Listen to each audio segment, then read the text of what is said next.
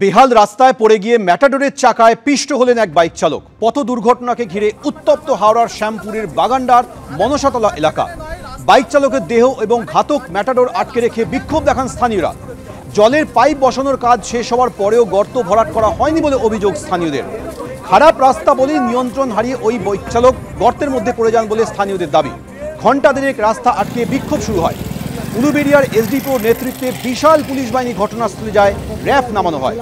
ম্যাটাডোরটি আটক হলো, চালক পলাতক।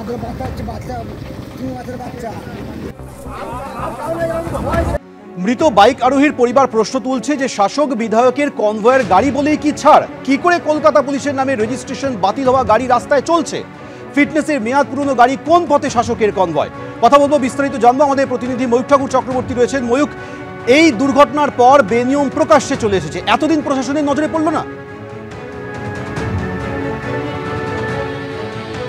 দেখো সৌমেন, সেটাই কিন্তু সব থেকে বড় প্রশ্ন। কারণ গতকাল শওকত মোল্লা, ক্যানিং পূর্বের তৃণমূল বিধায়ক, তিনি যখন বাসন্তী হাইওয়ে দিয়ে আসছেন তখন তার কনভয়ের একদম সামনের গাড়ি পাইলট কার, যেটা কলকাতা পুলিশের ওয়্যারলেস ডিপার্টমেন্ট থেকে অ্যালটমেন্ট হয়।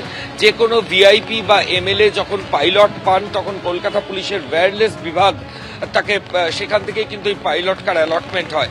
শওকত মোল্লা বাসন্তী হাইওয়ে থেকে আসার সময় জলপথের কাছে কলকাতার লেদার কমপ্লেক্স থানার আওতাধীন জায়গাতে তার গাড়ি অ্যাক্সিডেন্টের সম্মুখীন হয় কনভয়, এবং কনভয়ের সামনে থাকা পাইলট গাড়ি সেটা নিয়ন্ত্রণ হারিয়ে প্রথমে এক নিরীহ বাইক আরোহী সে রাস্তার ধারে দাঁড়িয়েছিল, তাকে সজোরে ধাক্কা মারে এবং তারপর গাছের মধ্যে গিয়ে ধাক্কা মেরে গাড়িটি দাঁড়িয়ে যায়।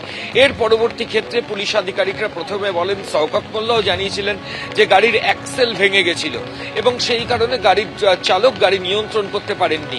কিন্তু পরবর্তী ক্ষেত্রে ওই গাড়ির নাম্বার প্লেট এক্সামিন করে যেটা দেখা যায় যে ওই গাড়ির রেজিস্ট্রেশন ফেল এবং গাড়ির পলিউশন পর্যন্ত ফেল। একটা রেজিস্ট্রেশন ফেলড গাড়ি, একটা যে গাড়ির ফিটনেস নেই, সেই গাড়ি কি করে কলকাতা শহরের রাস্তায়, বাসন্তী হাইওয়ের মতো গুরুত্বপূর্ণ রাস্তায় একজন ভিআইপি, রাজ্যের একজন এমএলএ তাকে পাইলট করছেন, এই প্রশ্ন কিন্তু উঠছে।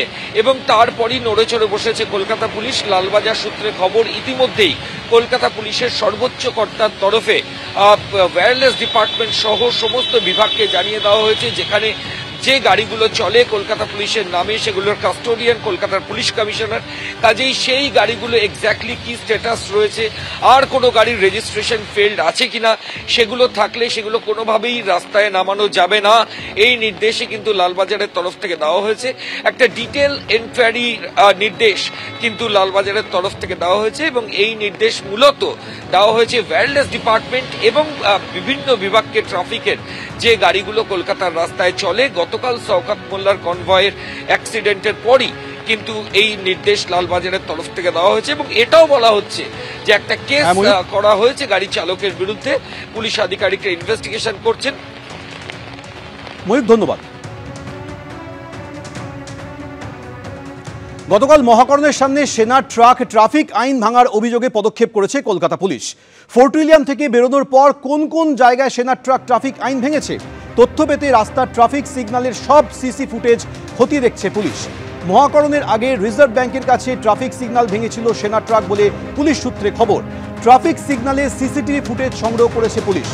নজর রাখা হচ্ছে অন্যান্য সিগন্যালের সিসিটিভি ফুটেজের উপর।